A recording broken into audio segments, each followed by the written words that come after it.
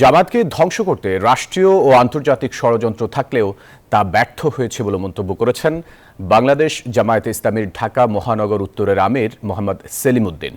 সবার সক্রিয় অংশগ্রহণে ঐক্যবদ্ধ বাংলাদেশ প্রতিষ্ঠা হবে বলেও জানান তিনি। বৃহস্পতিবার ভাটারা থানা জামায়াত আয়োজিত উলামা সমাবেশে প্রধান অতিথির বক্তব্যে এসব কথা বলেন তিনি।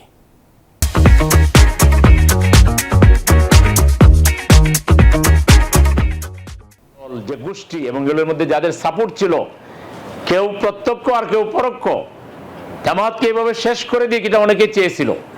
এত বড় রাষ্ট্রীয় এবং আন্তর্জাতিক সন্ত্রাস এবং চাপের পরে জামায়াত টিকে থাকার কোনো জাগতিক কোনো কারণ নাই। বিগত 53 বছরে কি পরিমাণ পরিস্থিতি ফেস করেছি আপনারা ইতিহাস ঘাটলে সেটা দেখবেন। কোনো একটা গোষ্ঠীও আমাদেরকে কোনো সহযোগিতা করে না। ইউনিভার্সিটিগুলোতে আমাদের ছেলেদেরকে রাতভর নির্যাতন করেছে।